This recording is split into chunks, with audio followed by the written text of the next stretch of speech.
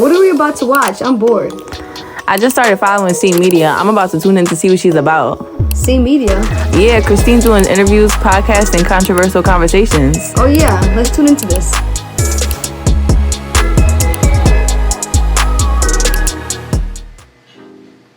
Shylyn, aka She Did It. Thank you for coming on CMEDIA interviews today. It's a pleasure having you on my show. Yes, thank you for having me.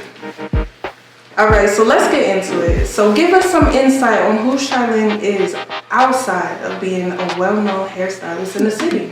I'm a new auntie. I'm a friend. I'm a cousin. I don't know. I just be chilling. Hair is really my life. Like, I do it every day. That's all I really do. And I go out on the weekends and get lit with my friends. Okay. Really just business here. Yeah. So what are your first memories of doing hair? Like what styles were really popping that you knew that you were confident in doing when you first started out? Like was it ponytails? Was it braids? I would have to say ponytails. I would always practice on my cousin hair and I would have to say ponytails. That's what I was most comfortable with at first. So from the first time you started doing hair, now in 2022, how can you say that you've changed through that period of time? Like it could be positive, it could be negative, you know what I'm saying? Life decisions. My work ethic changed. Like I work a lot. And like my talent, my skill level has changed. Like I have improved my skill. So like my work is way better now.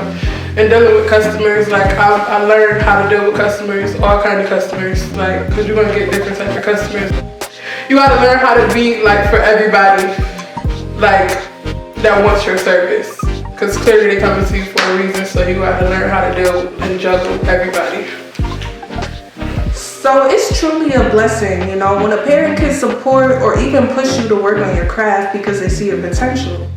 So how has your mother influenced you for the better? And I ask you that because I've sat in your chair before and I've seen your mom working in there too. And she just seems so supportive, so fashionable. She's got it all together. Yes, my mom is like the perfect role model. My mom is also a hairstylist. She's been doing hair for about like 20 years, probably more than that. So like, she's a great role model for me to look up to, and she support me to the fullest, and she always motivate me and push me and tell me things. Like I could be in the middle of doing somebody here, and she'll see something and she'll look at me and she'll be like, no, do that over. Like she want me to be the best I can be, and I love that. When you first started to gain loyal clients, how did that make you feel initially? Like, did it push you to go harder? Like when you first realized, wow, I got people hitting me up because they know I'm nice at this. Right, yeah, it definitely pushed me to go harder because now I'm like, if I can get 10 or 5 clients, I can get 20 or 25. So it just pushed me to keep going. Like they really supported me. Like out of all the hairstylists in Rochester, y'all would come sit in my chair. Like that's mad dope. So like it just motivated me to keep going and to get more clients. Can you describe the backstory of getting your own shop? And you know, when did you realize it was time to make that big step? Well, like I said, my mom's been doing hair for like 20 years, so it really was her shop. And over the when she seen that I was taking it serious, she slowly started to like let me be in charge of the salon. But recently, September, we remodeled and redid the shop. And when we remodeled, she gave me the shop, so now like it's my salon. So it was like almost handed to me, but like I had to show her like I was serious and responsible to take over the salon, cause like that's her legacy, so I have to continue to build her legacy. Now, what is the reality of owning your own shop? Because a lot of people don't have a shop. They see it and they're like, I want that, but they don't realize the hours, the time. So what's a little bit that you can give us that, you know, an owner has to go through?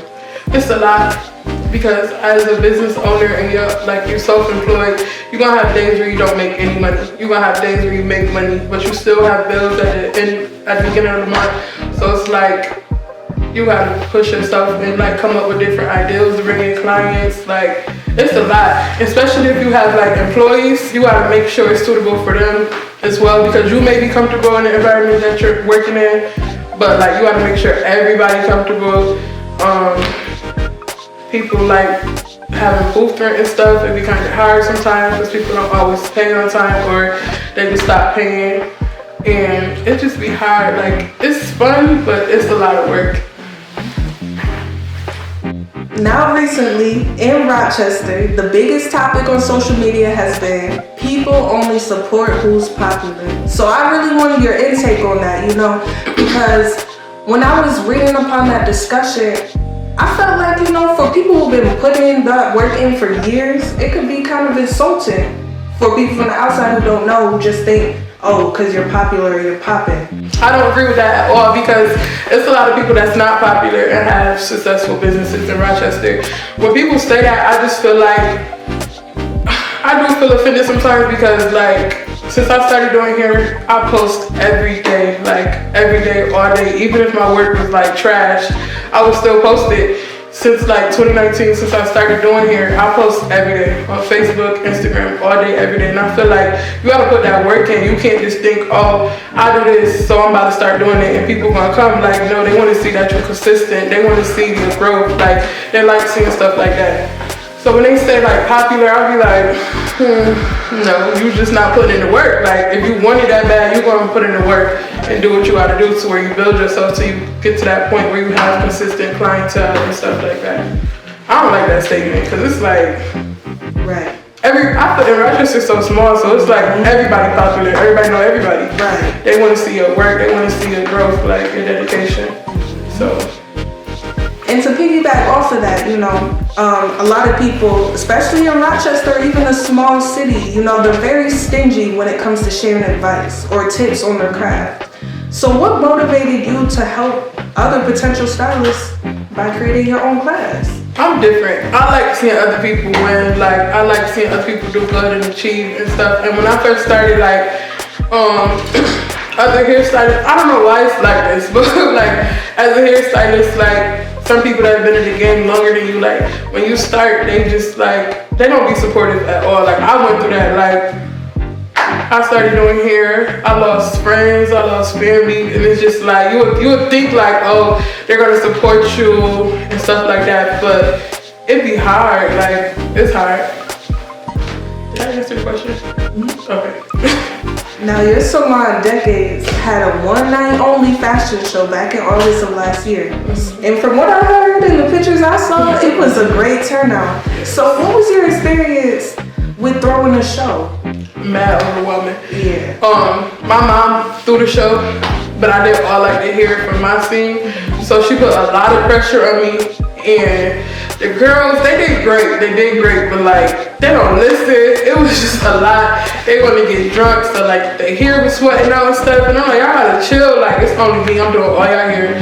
Y'all please relax. But it was a really, really, really great experience, and like, sometimes I like working under pressure, so like, it was fun. Like, I knew I had to get everybody here done. Everybody here got to be laid, so it was fun.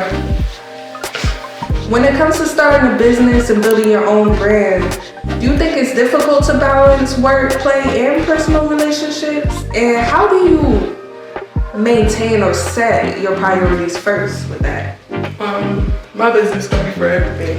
Like, it comes before everything. I try to put it before everything because at the end of the day, that's all I got. Like, for my livelihood, that's how I live, that's how I take care of business and stuff. So it's like, my business come first, and my business like my child. Like, it's my responsibility. And I guess, you know, like, real family, real friends are gonna respect that. Yes. You know what I'm saying? So, and you travel a lot. I see your posts, okay, with the outfits and the hair. You're out of here, okay? Yeah. So, from what you've seen, what cities have shown some of the best looking lace fronts? Like, you go to that city, okay, these girls, their hair's laid. I'm not gonna lie, Rochester really got it on lock. Like, there's so many stylists here that's fire. When I go to Atlanta, it be like, what you see on Instagram is not what you see. Like, when I go to the club and stuff, they here be a mess. I be like, yo, I swear, like, it be so crazy. Like, where the people that be on Instagram? And I be like, yo, Rochester really are some talented people because I can see somebody post somebody here from Rochester and see them in person and it's fire. Like, it's cute, it look like a picture. I don't know what they're doing down there. It'd be crazy. Now, speaking of lace fronts, now, you know we have to talk about Arrogant Tay. Yes. Now, I saw you post a picture with Arrogant Tay, and Ari was in the picture as well, so we need the details. Like, what was your experience attending his event? That's my bro and that's my sis. Okay. Man, but it was the Broners Brothers hair show. So it was a hair show, and he had like a vendor table there, and like he did a demo. He gave away t-shirts and stuff like that. That was my second time meeting him, because I also took a class with him in like 2018. So yeah, that was my second time meeting him. And he actually remembered me and stuff. He followed me on Instagram, yeah. He real sweet, he real nice, he genuine. It was dope, it was mad dope. But they like regular people, like, Yeah. when you get there, it be like, everybody else be like, oh, like, it's regular. Like, in Atlanta, that's regular seeing them. But for me, I was like starstruck again, because it's like, this Tay, like, that's big Tay, not the little one. Okay. Heavy or not the little one. Right. So if you could collab with any two hairstylists, it could be from the city or internet sensation for a big show, kind of like what you experienced before, who would you choose and why? It's so many stylists. It's so many stylists, that's mad dope. I don't know, everybody. I don't want to, well, to single somebody out, it would have to be Tay. Okay. Like, that's just a given. But like, it's mad dope hairstylists. I would have to say Donnie, she's dope. Donnie Manny, Yeah. Dollhouse, she's fired. Trying to think. Taisha fired. She used to live here, but she moved to Atlanta. She's dope. And I don't know, that's it really. Alright. So, is it hard to separate business with personal feelings when dealing with a client or a potential client? You know what I'm saying? Like, what advice would you give to an upcoming stylist who may be a hothead, but is also talented at the same time? Because that's hard to, you know, get together.